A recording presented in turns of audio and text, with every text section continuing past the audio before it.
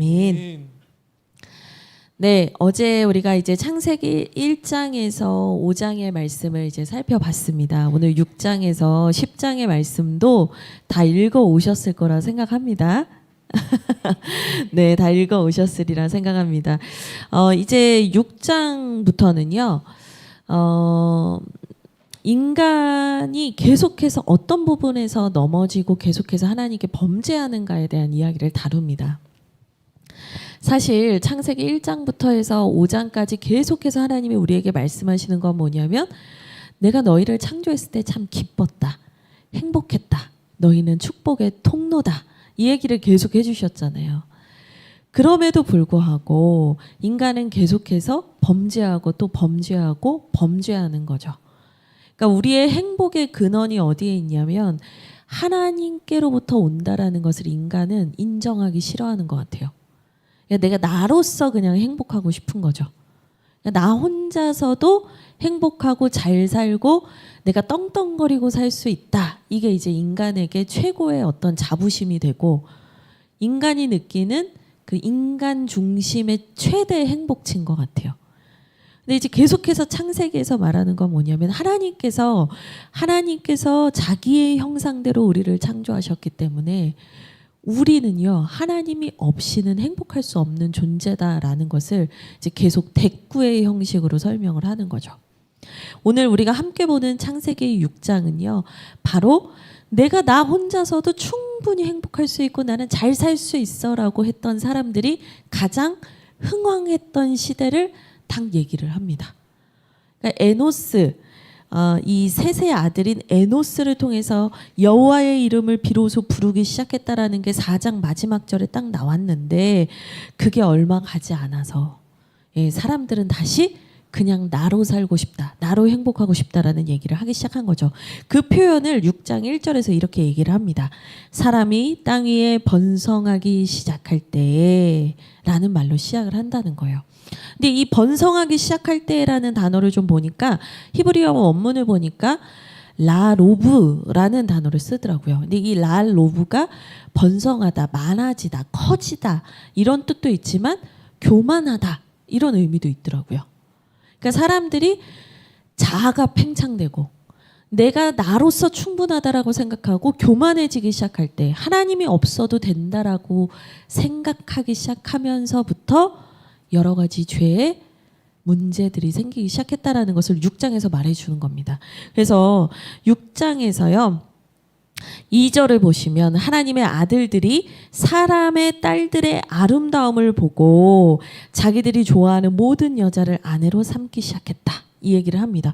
아니, 하나님의 아들들은 누구고 사람들의 딸은 누굽니까? 이제 이거에 대해서도 논쟁이 많았어요. 근데 이제 여기서 핵심적으로 우리 성도님들이 그냥 이해하기 제일 무난하고 쉬운 해석이 뭐냐면, 하나님의 말씀대로 살아가려는 사람들, 그리고 하나님과 상관없이 내 뜻대로 살아가려고 하는 사람들의 딸들이 결혼하기 시작했다, 이렇게 얘기를 하는 겁니다.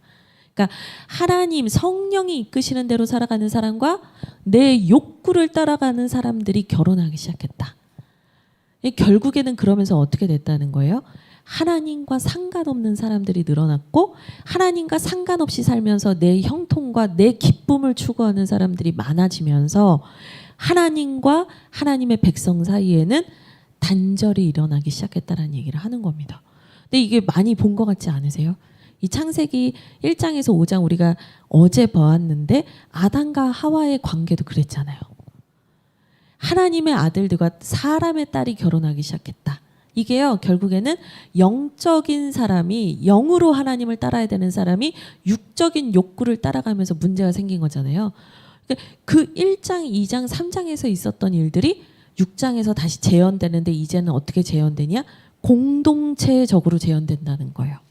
사람들이 그렇게 죄 짓는 그룹을 지어가면서 살아가기 시작했다는 겁니다. 그래서 3절에 여호와께서 이르시되 나의 영이 영원히 사람과 함께하지 아니하리니 이는 그들이 육신이 됨이라. 이 결론을 얘기하는 거예요. 근데 이제 하나님께서 우리를 완전히 버리셨다, 이런 의미보다는 원문을 보니까 하나님의 생명이 끊어졌다, 그래서 그들은 육신이 되었다. 이런 의미가 더 해석이 맞아요. 그러니까 결론은 뭐냐면 하나님과의 관계가 끊어지면서 인간은 자신의 욕구와 육체를 위해서 살아가는 존재로 살기 시작했습니다. 이게 이제 6장에서 계속해서 하는 얘기라는 거죠. 4절을 보시면 당시에 땅에는 네피림이라는 족속이 있었다는 얘기가 나와요. 근데 갑자기 네피림 얘기는 왜 한대? 이렇게 의아하실 수 있어요. 근데 그 밑에 2절에 반복이 나타나요. 하나님의 아들들이 사람의 딸들에게로 들어와 자식을 낳아서 용사들이 태어나기 시작했는데 그들이 누구였다? 네피림이었다, 이 얘기를 하는 거예요. 이 네피림은 거인 자손을 말하거든요. 그러니까 하나님의 백성들이 자신의 욕구를 따라가기 시작했을 때 그 죄의 결과로 인해서 자손들이 태어났는데, 죄의 결과를 이제 자손과 이제 대비를 시켜서 표현하는 거죠. 그 자손들이 태어났는데 그 자손들이 어땠다? 사람들이 볼 때는 거대하고 번성한 것 같았고 형통해 보였고 대단해 보였다. 그러나 그들은 하나님과 상관없는 사람이었다라는 얘기를 계속해서 하고 있다는 거예요. 그리고 나서 5절에 하나님이 다시 한번 3절과 마찬가지로 하나님의 평가가 있어요. 하나님의 평가가 5절에서 뭐냐면 여호와께서 사람의 죄악이 세상에 가득함과 그의 마음으로 생각하는 모든 계획이 항상 악할 뿐임을 보셨다라고 얘기를 해요. 그러니까 지금 1, 2, 3절이 다시 한번 4, 5절에서 반복이 되는 거예요. 그러니까 결론은 뭐예요? 하나님과의 관계가 단절된 사람들은 죄인으로, 처절한 존재적인 죄인으로 살아갈 수밖에 없고, 그들을 향하여서 하나님께서 한탄하시고 가슴 아파하셨고, 하나님께서 그들의 존재를 보시며 가슴 아파하셨다. 이 얘기가 6절에 계속 나오는 거죠. 그러니까 하나님 없는 관계, 하나님 없는 인간은요, 절대로 형통할 수가 없고 행복할 수가 없는 거예요. 근데 사람들은 계속해서 뭐라고 말했냐면 너 잘 나가고 있어, 너 잘 되고 있어 라고 얘기한다는 거죠. 지금 사실 우리가 창세기 말씀을 이렇게 보는 이유가 이 비전에 대한 기도를 하기 위해서 창세기 말씀을 보고 있어요. 근데 여러분, 우리도 비전을 찾을 때 그런 생각 되게 많이 합니다. 내가 어떻게 하면 네피림이 될 수 있을까? 어떻게 하면 내가 번성할 수 있을까? 내가 어떻게 하면 사람들 앞에서 잘 나가는 사람이 될 수 있을까? 늘 우리는 그 생각을 하지만 하나님께서 비전을 찾는 사람들, 비전을 구하는 사람들에게 먼저 명령하시는 게 뭐냐면 네가 나와 함께 하고 있느냐를 물으신다는 거예요. 그럼 하나님께서 하나님의 백성들에게 주시는 첫 번째 비전은 뭐냐면요. 이제 어제는 축복에 대한 얘기를 했지만 하나님과 동행하는 게 우리의 비전이어야 한다는 얘기를 하고 있습니다. 그래서 저희 교회 이름이 주와 같이 길 가는 거 즐거운 일 아닌가? 주와 길 교회잖아요. 하나님과 동행하는 것이 믿는 사람의 비전이 되어야 한대요. 그러면 그 하나님과 동행을 하다 보면 그 하나님과 동행하는 여정에서 하나님께서 우리에게 세부적으로 요청하시는 일들, 특별하게 요청하시는 일들을 하게 되는 거지. 내가 하나님과 동행하지 않는데 어떤 미션을 맡아서 비전을 추구하면서 살아간다? 이거는 앞뒤가 안 맞는 말이라는 거예요. 오늘 이거를 이 세상 사람들, 죄를 짓는 사람들과 대조적으로 하나님과 동행함으로 하나님께 비전을 받았던 사람의 이야기가 그래서 6장 이 다음에 나오는 겁니다. 우리 8절과 9절을 읽어보면 좋겠는데요. 우리 8절과 9절 말씀 읽어보겠습니다. 이번엔 같이 읽겠습니다. 시작. 그러나 노아는 여호와께 은혜를 입었더라. 이것이 노아의 족본이라. 노아는 의인이요 당대의 완전한 자라. 그는 하나님과 동행하였으며. 아멘. 아멘. 그러나 사람들이 죄를 짓고 자기의 욕구를 추구하면서 살아가는 이 시대적 흐름 속에서 그러나 노아는 하나님께 은혜를 입었습니다. 근데 그 노아가 은혜를 입은 이유를 9절에서 뭐라고 말하냐면요. 노아가 하나님과 동행한 사람이었기 때문이라고 얘기를 해요. 그러니까 하나님과 동행하는 사람에게 주시는 이 하나님께서 하나님과 동행하는 사람에게 주시는 이 비전, 하나님께서 이 사람에게 주시는 비전이 뭐였는가? 동행이 1번의 비전이었다면 그에게 이 하나님의 심판에 앞서서 네가 사람들을 구원할 방주를 세워라, 방주를 만들어라. 이게 이제 그에게 주어지는 두 번째 미션이 된 거죠. 18절에 그 말씀이 나옵니다. 그래서 그러나 너와는 내가 내 언약을 세우리니 너는 네 아들들과 네 아내와 네 며느리들과 함께 그 방주로 들어가라 라고 얘기를 하십니다. 이 앞에는 방주를 만들어라 라는 구체적인 더 표현이 나오는데요. 결국에는 방주를 만들고 그 방주로 들어가서 하나님의 생명을 보존하는 일을 하라는 이 미션을 받게 되는 거예요. 그러니까 핵심이 뭐였는가? 동행하는 것이 너무나 중요했다라는 얘기를 하고 있는 겁니다. 그래서 6장은 노아가 왜 이 방주를 만드는 이 하나님의 미션을 받게 됐는가 이 이야기를 다루고 있는 거죠. 사람들은 종종 나도 하나님께 이 방주를 만드는 것 같은 미션을 받고 싶다라는 생각을 되게 많이 해요. 근데 여러분 우선순위가 있어요. 순서가 있어요. 방주를 만들겠다는 거대한 포부 이전에 하나님께서 우리에게 요구하시는 건 뭐다? 하나님과의 동행이다. 이게 6장의 메시지입니다.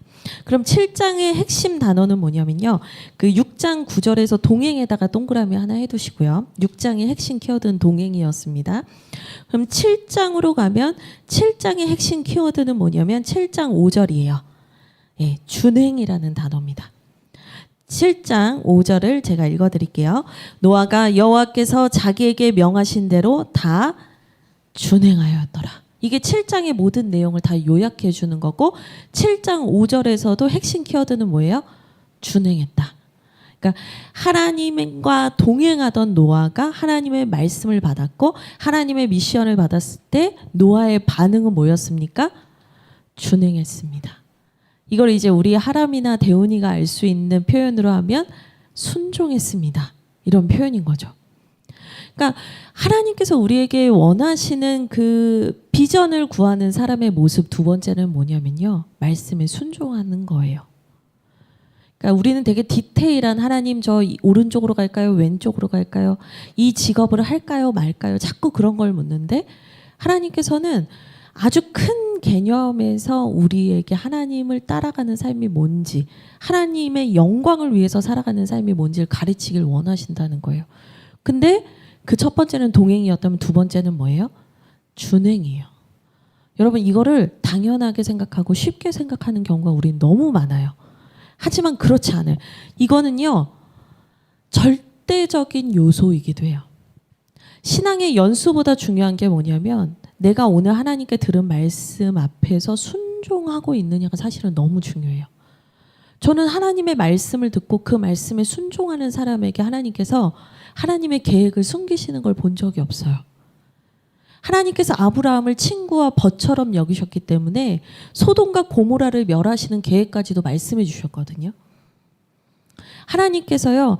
그의 말씀에 순종하고 하나님을 전심으로 따르는 자에게는 하나님의 계획과 섭리를 숨기시지 않아요. 오히려 나누기 원하시죠. 아담과 하와가 하나님과 어떠한 것도 거리낄 것이 없는 관계를 가지고 있었잖아요. 죄를 짓기 전에는요. 아담과 하와와 왜 그런 관계를 맺기를 원하셨겠어요? 자기의 형상대로 만드셔서. 하나님의 뜻을 알려주시고 계획을 나눠주시고 함께 동역하기를 원하셨기 때문에 수많은 짐승들을 만드셨지만 결국엔 누구를 지으신 거예요? 사람을 지으셨던 거거든요. 하나님은 분명히 준행하는 자에게 하나님의 뜻을 말씀하세요. 7장에서는 바로 노아가 여호와께서 자기에게 명하신 대로 다 준행했다라는 얘기가 나옵니다.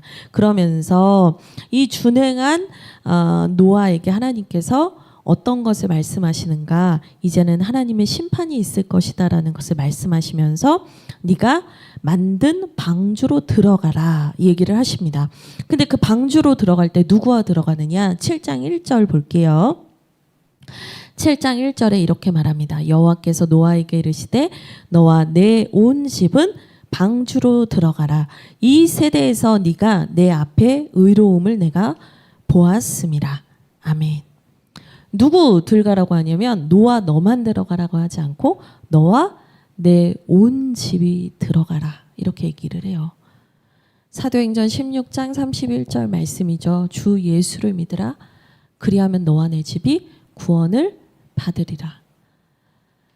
하나님께서는요, 이 하나님과 동행하고 하나님의 말씀에 준행하는 사람들을 통해서 하나님의 구원 역사를 이루어 가시거든요.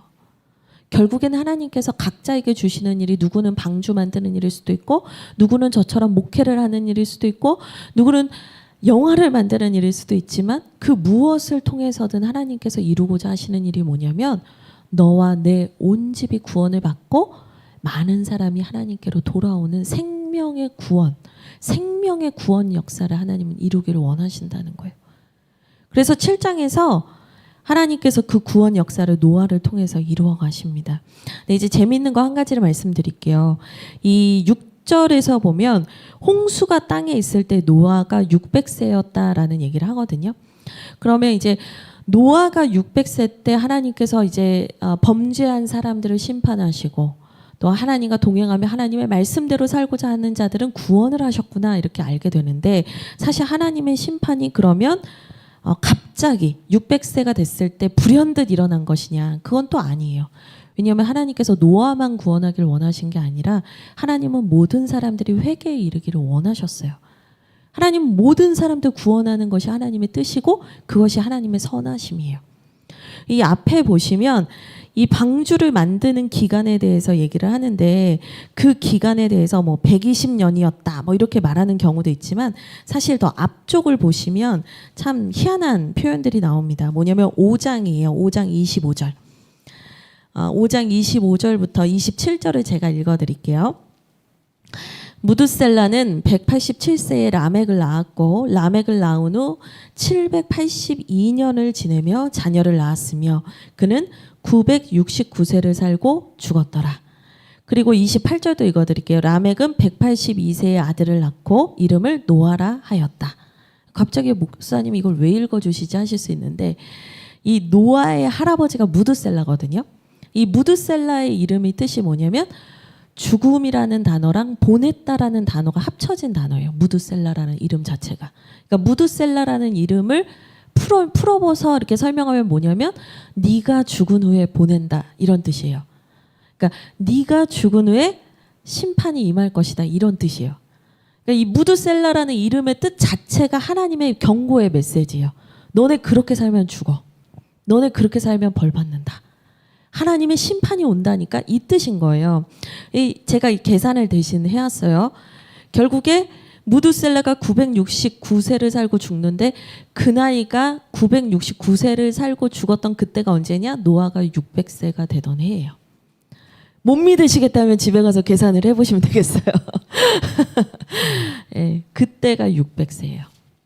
그러니까 너희가 그렇게 살면 죽는다라고 하나님께서 아주 오랜 시간을 계속해서 말씀하시고 경고하셨지만, 그 하나님의 경고의 말씀 속에서 또 구원의 메시지 속에서 하나님의 구원의 방주에 탑승한 사람은 노아와 그의 가족들 그리고 이제 동물들밖에 없었다는 거죠. 이제 8장으로 넘어갑니다. 이 8장으로 넘어가면 그 노아가 준행하고 그 배에 올라타자마자 7일 후부터 이제 막 비가 엄청나게 와요. 처음에는 비가 40일 주야로 막 오고요. 물이 불어나기 시작하는데 150일 정도가 불어나고요.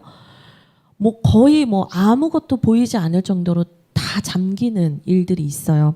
근데 8장은 뭐냐면 그 모든 일이 있고 나서 이제 모든 사람들이 심판을 받고 나서 이제 비가 그치게 된 상황을 말해줍니다. 8장 1절과 2절을 읽겠습니다. 같이 읽겠습니다. 시작.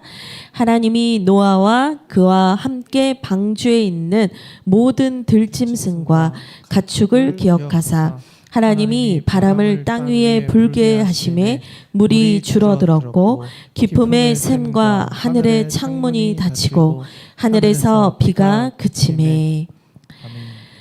하나님께서 그 심판, 홍수로 인하여서 많은 사람들이 이제 심판당하는 그 심판이 있고 나서 이제는 노아와 그의 가족들을 기억하셨다라는 얘기를 해요. 근데 그 시간이요, 바로 8장 1절 위에 보면 물이 150일을 땅에 넘쳤다라는 표현이 나오거든요.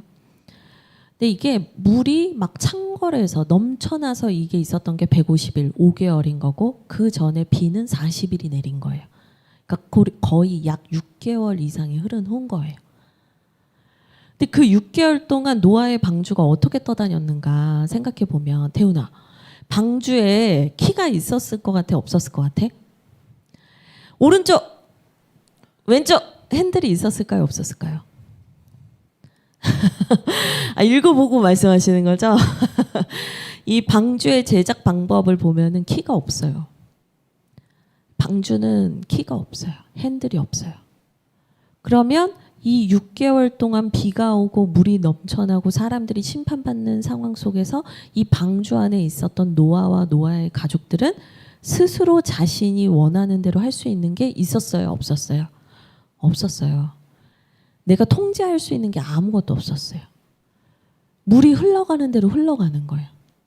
근데 나중에 이제 이 4절에 보면 방주가 어디에 이렇게 딱 멈춰지게 되냐면 아라랏산이라는 데 멈춰져요.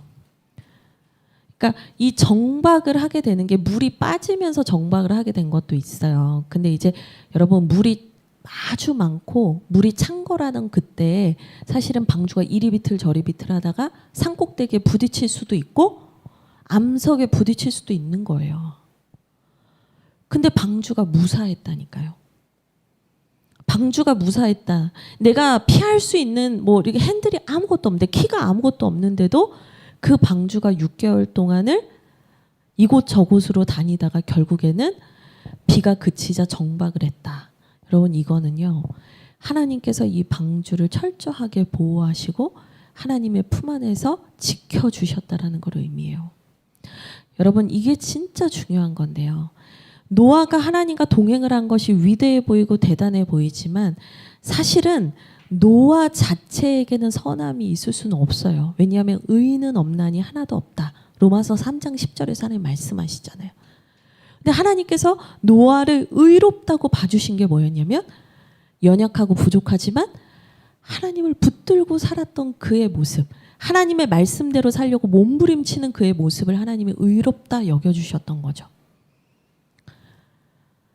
그 노아가요, 주님의 품 안에 있으니까, 방주 안으로 들어오니까 어떤 위협과 문제와 환경적인 장애물이 있다 해도 하나님께서 그를 어떻게 하시는 거예요? 보호하신다는 거예요. 여러분, 비전을 따라 살고 하나님과 동행하고 하나님의 말씀에 준행하면서 하나님의 비전을 바라보면서 살려고 하는 사람들은요, 하나님이 반드시 지키신다는 거예요. 누군가는 심판을 받아서 죽어나가는 것 같은 상황에서도 하나님이 그를 붙드신다는 거예요. 이게 창세기 나중에 보면은 이 이스라엘이 출애굽할 때도 나타나거든요. 하나님께서 이 이스라엘 백성들을 나중에 애굽으로 데려가기 위해서, 애굽에서 가나안 땅으로 데려가기 위해서 출애굽을 하실 때 이 바로가 말을 안 듣잖아요. 이스라엘 백성 안 놔주려고 하잖아요. 그때 하나님께서 모세를 통해서 10가지 재앙을 내리시는데 그 10가지 재앙이 애굽 사람에게는 임하지만 고센 땅에 살았던 하나님의 백성에게는 그것이 임하지 않았다고요. 결국엔 이게 말해주는 게 뭐냐면, 하나님 안에 있고 그 하나님의 품 안에 있고 예수 그리스도 안에 있는 자를 하나님이 반드시 보호하신다라는 걸 얘기해 줍니다. 그래서 8장에서 이 비가 그치매라는 표현이 나오면서 노아의 방주가 4절에 무사히 아라랏산에 머물게 돼요. 이게 당연한 거 아니야? 당연한 게 없어요. 여러분, 6개월 동안 순간순간 두려웠던 사람들이 있었을 거예요. 불안했던 사람들이 있었을 거예요. 그런데 하나님은 반드시 그들을 지켜주십니다. 그래서 13절 보시면, 8장 13절 보시면 600일 첫째 달 곧 그 달 초하룻 날에 땅 위에서 물이 거친지라 노아가 방주 뚜껑을 제치고 본즉 지면에서 물이 거쳤더니. 아까 노아가 600세 때 이 일이 일어나는데요. 601년 첫째 달 초하룻 날에 비가 그쳤다. 그러니까 약 1년 후에 이 모든 일들이 마무리가 됐다라는 겁니다. 하나님께서 하나님의 비전을 쫓아 하나님의 뜻대로 살고자 하는 자들을 무사히 안전하게 하나님의 약속의 땅으로 나오게 하신 것이죠. 그리고 나서 17절에 보시면 너와 함께한 모든 혈육 있는 생물 곧 새와 가축과 땅에 기는 모든 것을 다 이끌어내라. 이것들이 땅에서 생육하고 땅에서 번성하리라. 주님이 다시 약속을 주십니다. 그러니까 이 약속이 다시 어디에서 보신 것 같으세요? 아담과 하와에게 해주셨던 이 약속이잖아요. 사람을 처음 창조하셨을 때. 그러니까 다시 이 세상을 심판하신 것 같지만 새롭게 창조하셨다라는 메시지를 주고 싶으신 거예요. 이 노아의 방주, 홍수 사건이 단순히 심판이 아니라 아담과 하와를 창조하셨던 하나님의 새 창조의 역사가 다시 이 사건을 통해서 드러나고 있다는 걸 하나님은 계속해서 말씀해 주길 원하시는 거예요. 그래서 노아와 그의 가족들에게 다시 이 지상 명령이라고도 하죠. 이 명령을 드립니다. 그랬더니 노아가 뭘 하냐면 20절에 이건 같이 읽을까요? 같이 읽겠습니다. 시작. 노아가 여호와께 제단을 쌓고 모든 정결한 짐승과 모든 정결한 새 중에서 제물을 취하여 번제로 제단에 드렸더니. 아멘. 20절에 보니까 이 모든 새 창조의 역사가 다시 시작된 후에 노아가 하나님께 제일 먼저 한 일이 뭐였냐면 번제로 하나님께 예배했다. 번제는요, 여러 가지 제사의 방법이 있는데 나중에 레위기 말씀도 함께 나누게 될 텐데 이 번제는 모든 걸 다 태우는 거예요. 그러니까 이 번제를 드리는 때는 언제냐면 하나님께 헌신을 약속할 때, 하나님께 내 존재를 다 드리겠다라고 약속할 때 드리는 제사가 번제거든요. 그러니까 노아가 이 죽음의 위기에서 심판의 그 아주 가까이 서 있다가 하나님의 구원의 역사를 경험한 거잖아요. 그리고 나서 하나님께 뭘 하냐? 하나님께 제 인생과 제 모든 것을 드립니다라고 고백을 하는 거예요. 여러분 8장에서 핵심 단어는 바로 번제입니다. 그러니까 하나님의 비전을 찾아가는 삶의 사람들의 이야기 속에서 하나님은 계속해서 말씀하시는데 하나님의 비전을 따라가는 사람의 특징 첫 번째는 뭐냐? 동행하는 사람이다. 두 번째는 준행하는 사람이다. 세 번째는 하나님 앞에 자신을 드려 예배하는 사람이다라는 얘기를 계속하고 있어요. 어떤 직업의 문제라고 절대로 얘기하지 않아요. 그 비전을 발견하는 것에 대해서 하나님은 절대로 오른쪽이냐 왼쪽이냐 이런 식으로 답변해 주시지 않는다는 거예요. 오히려 하나님은 우리가 하나님을 제대로 믿는 하나님의 자녀가 되는 것에 더 관심이 많으시다라는 걸 성경을 제대로 읽다 보면 알게 됩니다. 하나님은 노아의 예배를 받으세요. 21절에 여호와께서 그 향기를 받으셨다. 하나님께서 그것을 기뻐하셨다라는 표현을 합니다. 이제 9장으로 넘어갑니다. 9장으로 넘어가면은요, 이제 하나님께서 노아와 1절입니다. 그 아들들에게 복을 주시며 그들에게 이르시되 생육하고 번성하여 땅에 충만하라. 다시 아담과 하와한테 주셨던 첫 번째 계명이 임해요. 축복의 통로로서 이제는 너희가 살아가라. 여러분 뭔가 이제 계속 무한 루프가 반복되는 게 보이세요? 그러니까 하나님께서 이 우리에게 주기를 원하시는 가장 제일 크고 먼저 됐던 사실은 그 비전이 뭐였냐면 축복의 통로로서의 삶이었는데 죄로 인해서 그걸 어그러질 때마다 하나님이 그걸 복구하시고 회복하시고 다시 그게 회복됐다 싶을 때 하나님 주시는 명령이 뭐예요? 축복의 통로로 살아라. 이 얘기를 해주신다는 거예요. 그러면서 6절 말씀도 보세요. 6절 말씀 보면 더 확실해져요. 다른 사람의 피를 흘리면 그 사람의 피도 흘릴 것이니 이는 하나님이 자기 형상대로 사람을 지으셨습니다. 그러니까 하나님의 형상대로 지음받은 너희가 누군가를 해하거나 살해하거나 다치게 하거나 악하게 하지 말고 축복의 통로로서 살아야 된다는 얘기를 계속하고 계시는 거예요. 하나님의 의지가 보이지 않으세요? 아담과 하와에게서 실패했었던 것 같았지만 하나님은 사람에게 그 기대를 포기하지 않으셨던 거예요. 내 욕구대로 살고 싶은 게 인간의 본성인 것 같지만 아니야. 나와 동행하고 나의 말에 준행하고 나에게 예배하면서 나와 함께 축복의 통로로 살기를 원하는 그 내 자녀들이 있을 거야. 하나님의 자녀들이 있을 거야. 하나님은 그것을 포기하고 싶지 않으신 거죠. 그래서 계속 그 얘기를 합니다. 그래서 이 9장의 핵심 키워드 단어가 뭐냐면 9장 16절이에요.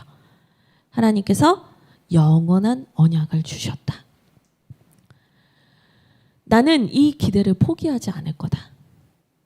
나는 너희들을 때로는 그 죄가 찬 거람으로 하나님께서 공의의 하나님이심으로 심판하셔야 되는 때가 분명 있긴 하지만 하나님께서 궁극적으로 원하시는 건 뭐예요?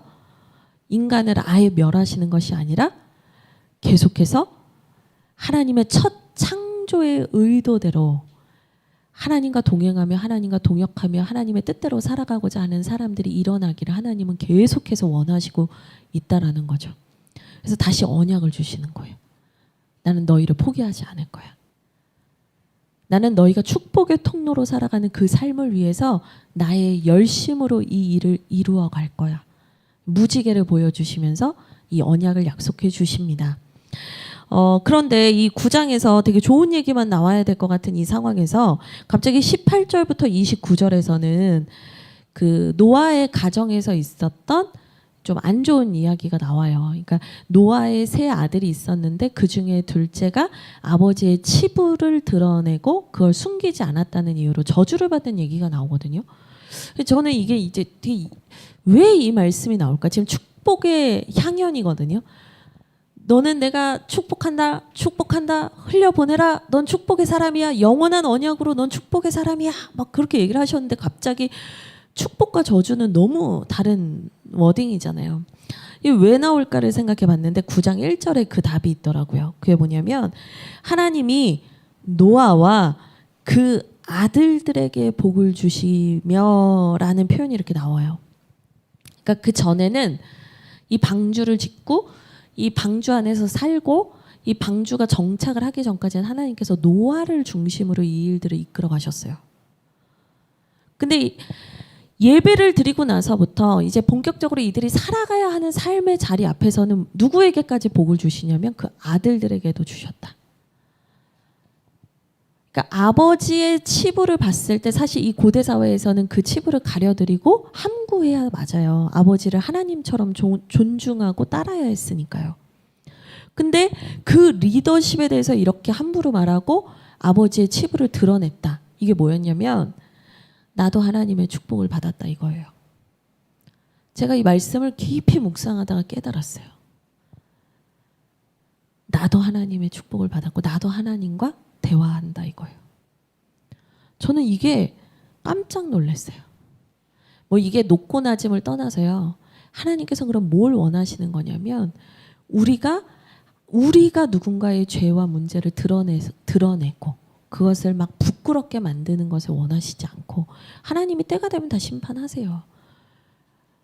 하나님께서 우리에게 그걸 막 드러내서 누군가를 밟고 올라서고 누구보다 더 탁월한 사람이 되는 것을 원하시는 게 아니라 하나님이 우리에게 계속해서 원하시는 건 뭐예요? 축복의 통로다운 삶인 거예요. 덮어주고 사랑은 허다한 허물을 덮느니라. 덮어주고 가려주고 때로는 참아주고 때로는 기다려주고 우리가 실수를 덮어주지 못하고 기다려주지 못할 때는 언제인 줄 아셔요?